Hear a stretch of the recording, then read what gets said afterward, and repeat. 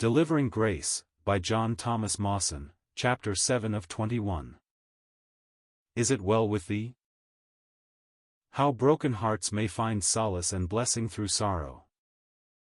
And when the child was grown, it fell on a day, that he went out to his father to the reapers. And he said to his father, My head, my head.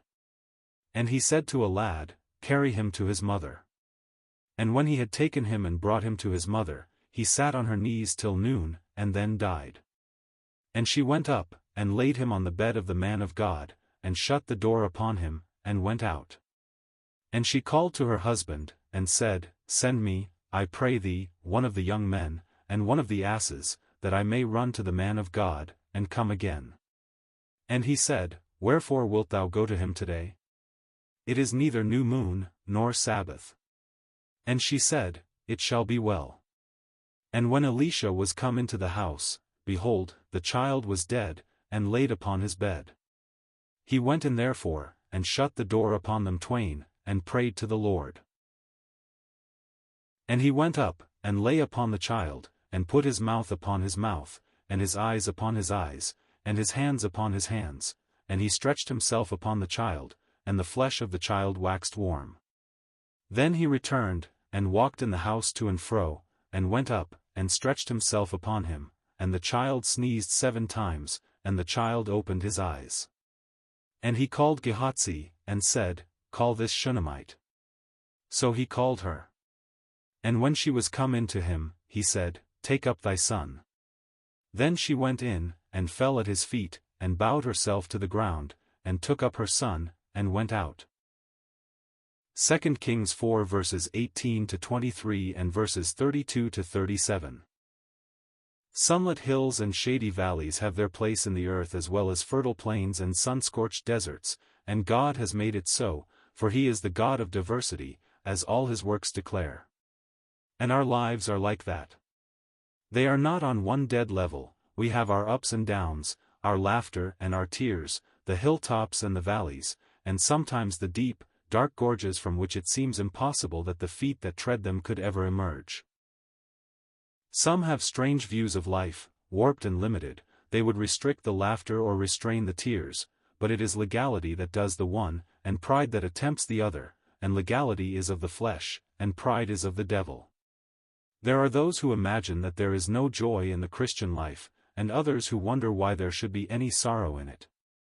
The faith of the one has never grasped the fact that God gives us all things richly to enjoy, the others do not understand that he watches us with a father's unwearying eye, and may sometimes see that it is necessary to chasten and reprove us lest we revel in earthly good and despise or forget the deeper and eternal things, and drift away from him who is the giver of all good.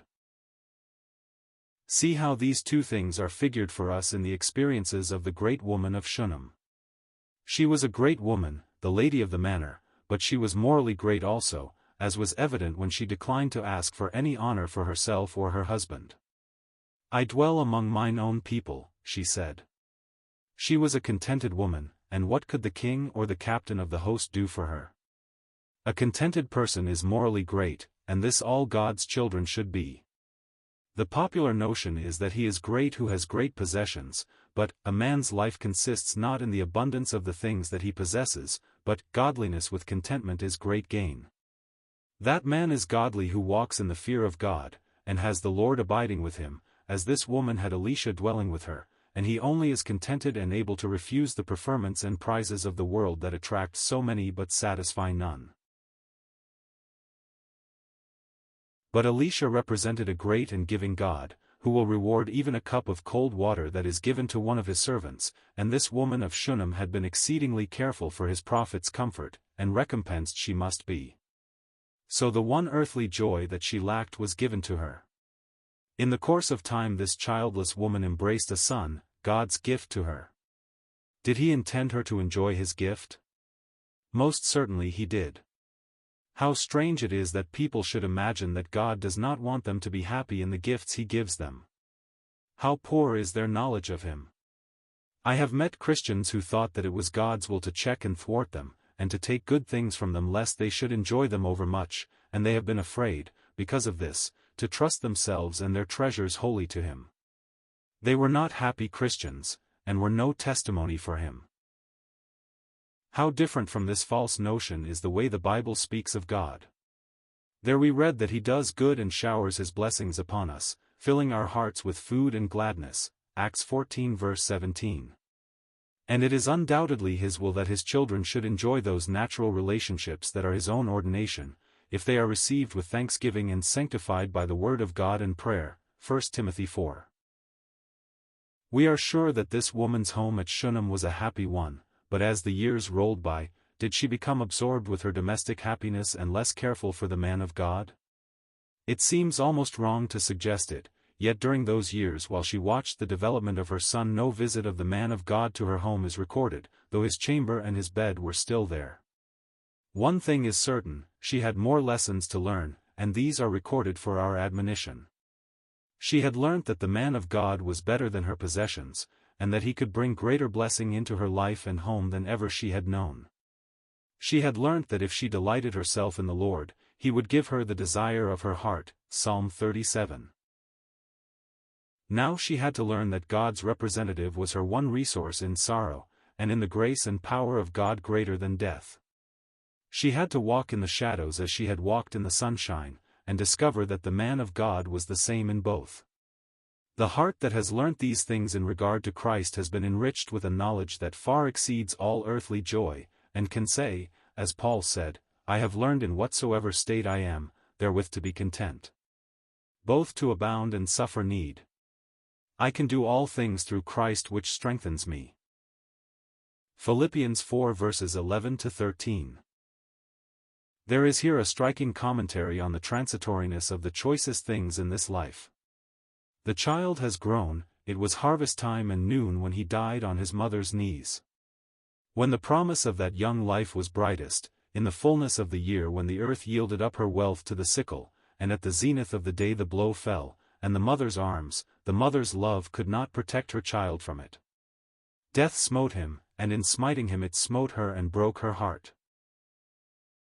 The story of the crashing of that great woman's hopes, and the sight of her sitting alone with her dead son in her arms, brings vividly home to us the fact that no circle or sphere beneath the sun is immune from sorrow or impregnable to death.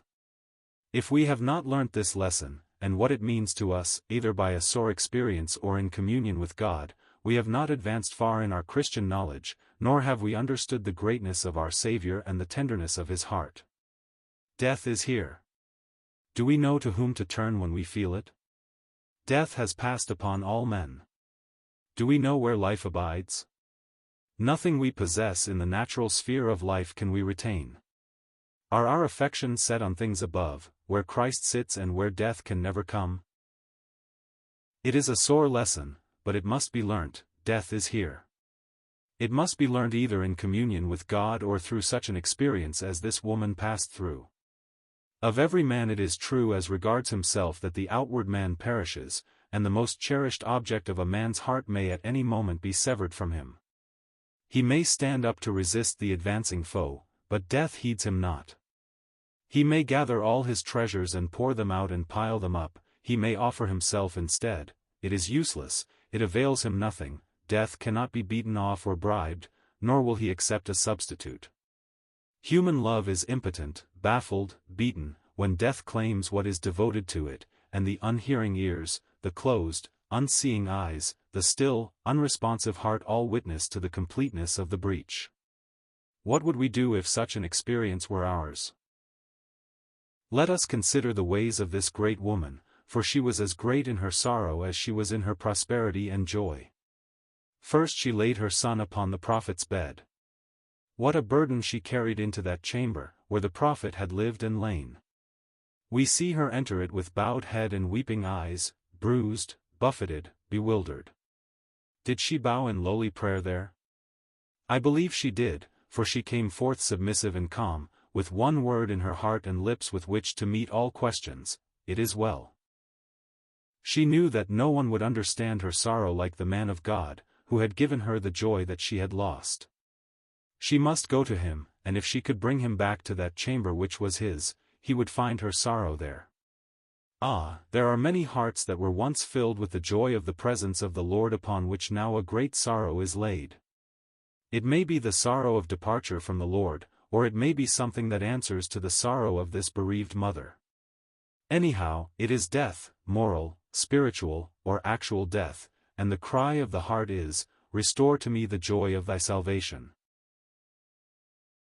Her sorrow did not rob her of her decision of character, and indeed in this matter there was no time to be lost, and this is so in all matters of lost joy and blessing, for sorrow can harden as well as soften.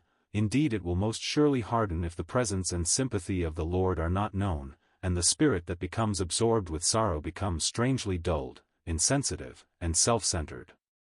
"I will rise now and go about the city in the streets, and in the broad ways will I seek him whom my soul loves," said the bride in the canticles who had been indifferent to her lover and had lost the joy of his company. "I will run to the man of God, and come again," was this woman's determined purpose, and to her servant she said, "Drive, and go forward, slack not thy riding for me, except I bid thee." Do not think that I am confounding two things that differ, that I am mixing up the sorrow of a heart bereaved by death, and the sorrow of a heart that once knew the joy of the Lord's presence. I am not. If the man of God is not dwelling in the prepared chamber, if Christ is not in the heart, it matters little what the reason for it may be, the great necessity is to seek him, to recall him without delay. It was this that this woman was set upon. Her husband does not seem to have had any deep spiritual feeling or discernment.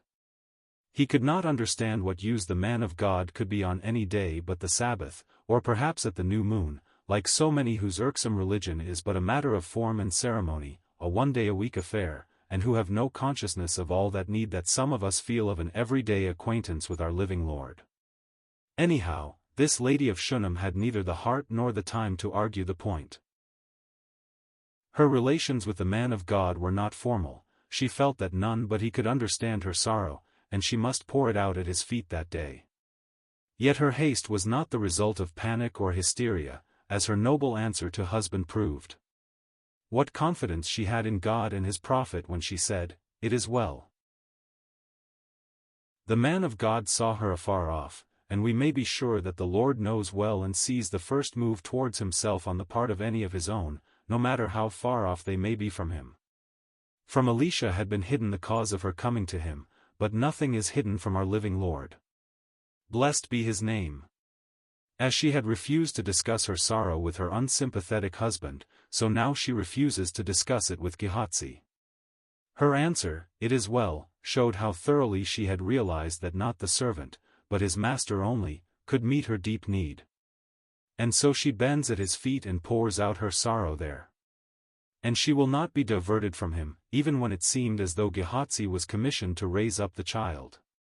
She must have the man of God. "As the Lord lives, and as thy soul lives, I will not leave thee," she says.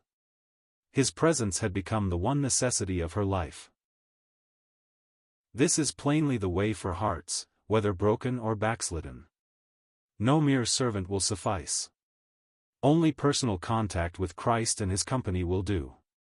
He must take afresh the place that was once his in the heart. He must deal with sorrow and sin. He is greater than both. In the power of the Lord, Elisha brought back the dead child to life again and gave him to his mother, and she bowed again before him, not now in sorrow but in glad worship to the God whom he served. It is not the Lord's way to restore the dead to life in these days. Those who die in the Lord are with him, which is far better, but he can and does make life spring out of death for us.